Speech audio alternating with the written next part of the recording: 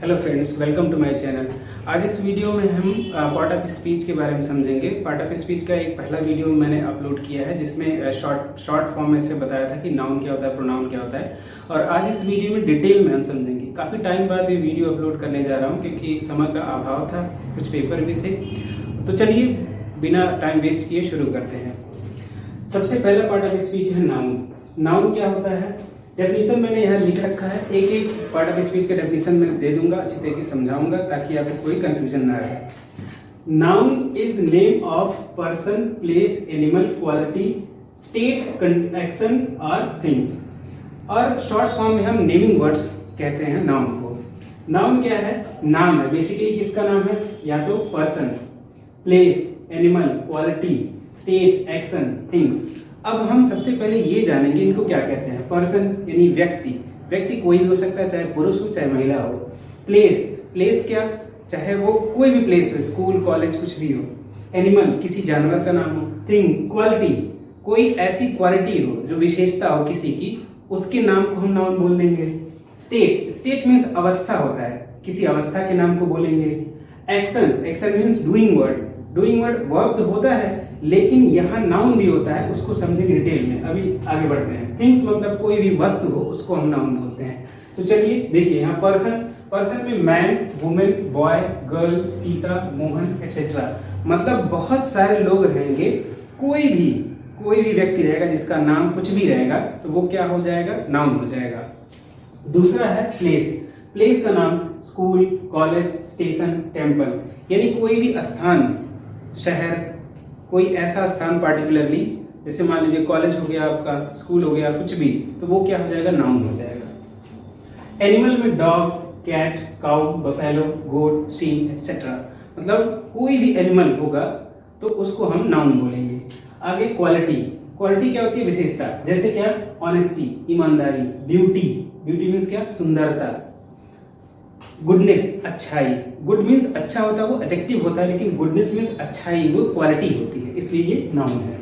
State क्या होता है? स्टेट मीन्स अवस्था। जैसे चाइल्डहुड यानी बचपना, बचपना एक अवस्था है जो सर्टेन टाइम तक एग्जिस्ट करता है, उसके बाद में चला जाता है। ओल्डनेस, बुढ़ापा।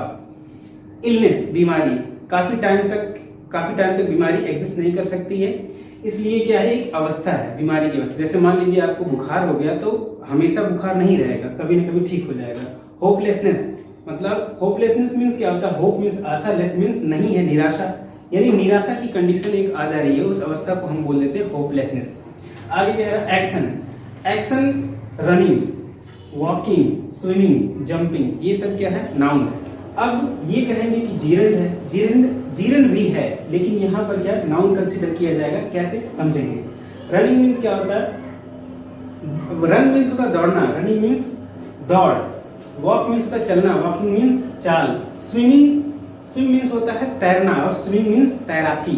तो ये सब क्या नाम है, इसलिए ये नाउन है। थिंग्स में आप समझेंगे यानी किसी वस्तु का नाम है। Pen, pencil, book, table, chair, fan, bulb, ये सब क्या है? नाउन है। नेक्स्ट पार्ट ऑफ स्पीच हमारा है प्रोनाउन। प्रोनाउन देखिए प्रो प्लस नाउन से बना है, यानी एक ऐसा शब्द जो नाउन के स्थान पर आए उसको हम प्रोनाउन बोल देते हैं।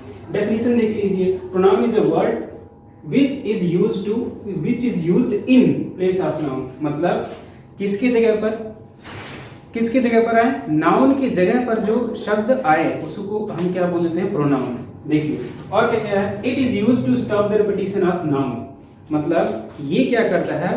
प्रोनाउन ये करता है कि नाउन के रिपीटिशन को रोकने के लिए हम इसका प्रयोग करते हैं। आगे देखते हैं।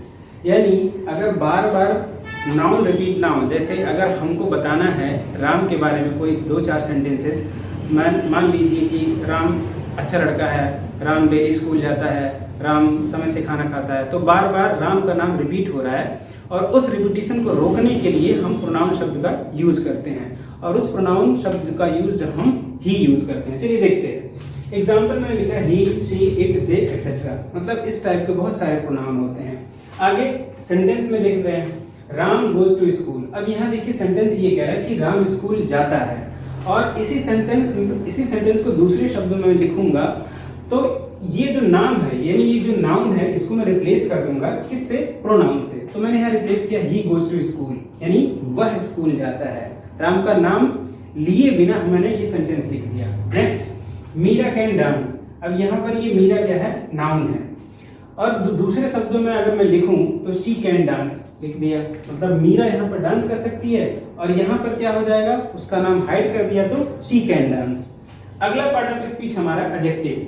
बहुत लोग इसको एडजेक्टिव बोल देते हैं, एडजेक्टिव नहीं होता है, एडजेक्टिव होता है। क्यों? क्योंकि ए और जे के बीच के डी को प्रोनाउंसिएट नहीं किया जाता, साइलेंट रहता है। देखिए, adjective is a word which is used to qualify a noun और प्रोनाउन। ये क्या कह रहा है, एडजेक्टिव एक ऐसा वर्ड है जो नाउन या प्रोनाउन को क्वालिफाई करता है। क्वालिफाई करने का मतलब ये हो गया उनके बारे में कोई विशेषता बताता है। चलिए देखते हैं, जैसे good, bad, smart, fair, beautiful, red, short etcetera. ये सब क्या है, विशेषता। जैसे गुड मतलब बताना पड़ेगा ना कौन गुड है, बैड बताना पड़ेगा कौन बैड है, स्मार्ट ये भी बताना पड़ेगा कौन स्मार्ट है। ठीक, आगे देखते हैं सेंटेंसेस में। He is good boy. अब यहाँ देखिए, ये एडजेक्टिव है और किसकी विशेषता बता रहा है, बॉय की। यानी बॉय कैसा है, गुड है, तो ये क्या हो गया, एडजेक्टिव। ये नाउन हो गया, इसकी विशेषता ये बता रहा है। Raman is smart. कौन स्मार्ट है, रमन, यानी रमन की विशेषता बता रहा है। तो ये हो गया नाउन और ये हो गया हमारा एडजेक्टिव। आगे, पेन इज ब्लैक। यहाँ पर पेन की विशेषता बताई जा रही है। पेन कैसा है, ब्लैक है। अगला पार्ट ऑफ स्पीच हमारा है verb. Verb is a word that से समथिंग अबाउट अ पर्सन और थिंग। वर्ब क्या है, वर्ब ये कह रहा है कि एक ऐसा वर्ड है जो किसके बारे में कहता है, किसी व्यक्ति के या किसी वस्तु के बारे में कुछ कहता है, बताता नहीं है, कहता है। अगर बताएगा तो एडजेक्टिव हो जाएगा। ये कह रहा है, क्या कह रहा है देखिए। और दूसरे शब्दों में हम कह सकते हैं doing word is called verb, यानी डूइंग वर्ड जिससे कोई एक्टिविटी हो, जैसे चलना, जैसे घूमना, जैसे कूदना, जैसे नाचना, ये सब क्या है, वर्ब है। आइए देखते हैं, यहाँ पर लिखा है run, walk, jump, dance, right, read etcetera. मतलब ऐसी कोई एक्टिविटी करेंगे जिसमें हमारा बॉडी का पार्ट कोई मूव करेगा तो वो क्या हो जाएगा, वर्ब हो जाएगा। जैसे मैं बोल रहा हूँ तो बोलने में क्या हो गया, वर्ब हो गया। कोई सुन रहा है, सुनने में वर्ब हो गया। अब इमेजिन कर रहे होंगे कि हाँ, सोच रहे होंगे कि सुनने में कौन सा पार्ट हिलता है ना, तो हिलता है ईयर ड्रम हिलता है। ठीक है, आगे बढ़ते हैं। तो एग्जाम्पल यहाँ मैंने लिख रखा है, दे आर प्लेइंग। यहाँ पर बताया जा रहा है कि वे खेल रहे हैं, इनके बारे में बताया जा रहा है। दे मीन्स वे, आर प्लेइंग मतलब खेल रहे हैं, तो बताया जा रहा है वे खेल रहे हैं, इनके बारे में बताया जा रहा है। चाहत इज रनिंग, चाहत के बारे में ये बताया जा रहा है कि वो दौड़ रही है, तो ये क्या हो गया, वर्ब हो गया। रामू प्लेज क्रिकेट, रामू के बारे में ये बताया जा रहा है कि वो क्या, क्रिकेट खेलता है, तो ये क्या हो गया, वर्ब। अगला पार्ट ऑफ स्पीच हमारा है एडवर्ब। एडवर्ब क्या होता है, adverb is a word which qualifies verb, adjective और अनदर एडवर्ब। अब ये क्या कह रहा है कि एडवर्ब एक ऐसा पार्ट ऑफ स्पीच है, एडवर्ब एक ऐसा वर्ड है जो क्वालिफाई करता है। किसको क्वालिफाई करता है, किसी वर्ब को या किसी एडजेक्टिव को या किसी दूसरे एडवर्ब को क्वालिफाई करता है, उसके बारे में विशेषता बताता है। सिंपल सी बात ये जान लीजिए कि वर्ब के बारे में बताने वाले शब्द को हम एडवर्ब बोल देते हैं। जैसे मैंने कहा आई स्पीक, मैं बोलता हूँ। अगर मैं ये बोल दिया कि आई स्पीक लाउडली, तो लाउडली क्या हो गया, एडवर्ब हो गया। मैं कैसे बोलता हूँ, वो क्या हो गया, एडवर्ब हो गया। अब दूसरे शब्दों में, फैन इज मूविंग, फैन चलता है, चल रहा है। और कैसे चल रहा है, फैन इज मूविंग फास्ट, तो फास्ट क्या हो गया, एडवर्ब हो गया। यानी कार्य के बारे में बता रहा है कि किस तरीके से हो रहा है, तो वो क्या हो गया, एडवर्ब हो गया। आइए समझते हैं क्या क्या एडवर्ब है। फास्ट है, स्लोली है, केयरफुली, नीटली एटसेट्रा। सेंटेंस में देख लीजिए, ही वॉक्स स्लोली, वो चलता है, कैसे चलता है, स्लोली, तो ये क्या हो गया, एडवर्ब हो गया। काम बताया जा रहा है किस तरीके से हो रहा है। आई राइट केयरफुली, मैं लिखता हूं, लेकिन कैसे लिखता हूं, केयरफुली, सावधानी पूर्वक। आगे, fan is moving fast, fan move कर रहा है लेकिन कैसे, फास्ट मूव कर रहा है, स्लो नहीं।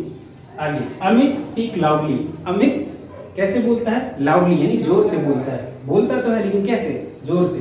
तो ये सब क्या है, एडवर्ब है आपके, सब क्या है, एडवर्ब है। नेक्स्ट पार्ट ऑफ स्पीच हमारा है प्रीपोजिशन। प्रीपोजिशन बना है दो शब्द से, प्री और पोजीशन। पहला है प्री और प्लस पोजीशन।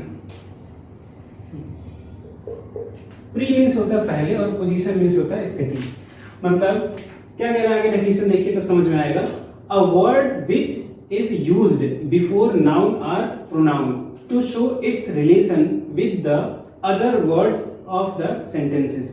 मतलब ये कह रहा है कि एक ऐसा वर्ड जो नाउन और प्रोनाउन के पहले प्रयोग हो करके और सेंटेंस में दूसरे शब्दों या फिर और शब्दों से क्या शो करे, रिलेशन शो करे, ऐसे वर्ड को हम क्या बोल देते हैं, प्रीपोजिशन।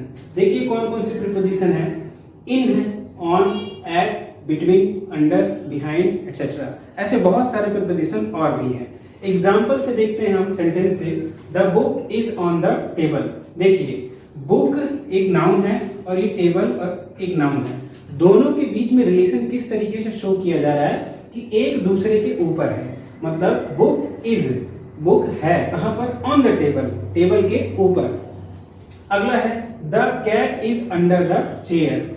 अब यहां पर एक नाउन जो है कैट है और दूसरा नाउन जो है चेयर है, और इन दोनों के बीच में जो रिलेशन है कैसा है, एक दूसरे के अंडर है, यानी चेयर के अंडर क्या है, कैट है, ये रिलेशन शो कर रहा है। आगे एक और sentence, Ram is hidden behind the car. Ram और कार के बीच में रिलेशन शो किया जा रहा है, कैसे कैसे, ये देखिए राम नाउन और ये कार नाउन। अब राम जो है कार के पीछे छुपा हुआ है, ये कह सकते हैं हम कि राम कार के पीछे छुपा है, ये हिडन जो है यानी सॉरी बिहाइंड जो है रिलेशन शो कर रहा है, एक दूसरे के पीछे है। और नेक्स्ट पार्ट ऑफ स्पीच हमारा है कंजंक्शन। कंजंक्शन नहीं होता, ये कंजंक्शन होता है।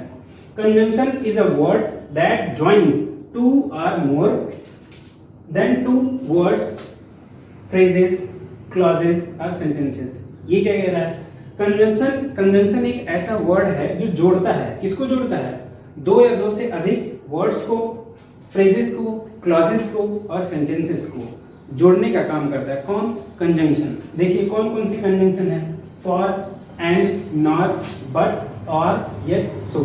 इसको शॉर्ट फॉर्म में हम फाइंड वॉइस के नाम से जानते हैं। जैसे देखिए एफ से क्या हो गया, एफ से फॉर हमारा हो गया, ए से एंड हो गया, एन से नॉट हो गया, बी से बट हो गया, ओ से और हो गया, वाई से येट हो गया और एस से सो हो गया। तो फाइंड वॉइस अगर हम याद कर लेंगे तो हमको कंजंक्शन सारे के सारे आ जाएंगे। और भी बहुत सारे कंजंक्शन होते हैं इसको छोड़ करके, चलिए देखते हैं। तो कंजंक्शन क्या करता है, जोड़ने का काम करता है। दूसरे शब्दों में ये सीखा था, connecting words are called conjunction. देखिए राम एंड मोहन, देखिए एक नाउन ये है और दूसरा ये है, एक वर्ड ये है दूसरा ये है, इन दोनों को जोड़ने का काम एंड कर रहा है। तो एंड क्या हो गया, conjunction. Ram and Mohan are playing, Ram और मोहन खेल रहे हैं। आई वेंट टू सी हर, मैं, देखिए आई वेंट टू सी हर, मैं गया था उसे देखने, बट लेकिन शी वॉज नॉट देयर, वो वहां पर नहीं थी। मैं गया था उसको देखने बट वो वहां पर नहीं थी, लेकिन वहां पर नहीं थी। तो ये एक पूरा एक सेंटेंस ये हो गया और दूसरा सेंटेंस ये हो गया। इन दोनों के बीच में जो बट यूज हुआ है वो क्या कर रहा है, दोनों को जोड़ रहा है। तो ये क्या हो गया, but conjunction. Next part of speech हमारा है interjection. Next and last part of speech क्या है, इंटरजेक्शन। क्या है देखिए, अ word that express sudden feeling of mind. एक ऐसा वर्ड जो सडन फीलिंग ऑफ माइंड को एक्सप्रेस करता हो। मतलब कि दिमाग में कोई विचार आया हो और कैसा विचार जो सडनली आया हो, अचानक से आया हो, उसको हम क्या बोल देते हैं, उसको एक्सप्रेस करने वाले वर्ड को हम क्या बोल देते हैं, इंटरजेक्शन। आइए समझते हैं। वाओ, हुर्रे, एलास, ओ गॉड। सेंटेंस में हम देखते हैं किस तरीके से, wow that is a nice car. अगर हम रास्ते में जा रहे हैं और एक बहुत सुंदर अच्छी कार हमको देखने के लिए मिल गई तो हम क्या बोलते हैं, wow what a nice car. आगे hurray, we won the match. हम खुशी की बात एक्सप्रेस कर रहे हैं, wow we have won the match, we won the match. आगे है next, oh God I have missed the bus. मतलब क्या, एक भूल चूक हुई कि ओ गॉड मैं बस भूल गया, मतलब मैंने बस को मिस कर दिया, छोड़ दिया, हमारी बस छूट गई। I hope you guys understand the video and thanks for watching the video. सबसे पहले मैं उन लोगों को धन्यवाद कहना चाहता हूं जो मेरे वीडियो को लाइक करते हैं और चैनल को सब्सक्राइब किए हैं, बहुत अच्छी बात है। कुछ उसमें अच्छे लोग भी हैं, कुछ क्रिटिक्स भी हैं, तो क्रिटिक्स का दिल से धन्यवाद, क्योंकि आप लोग देखते हैं तो मेरा व्यूज बढ़ता है और देखते रहिए, बहुत अच्छा लगता है। Thank you so much for watching the video.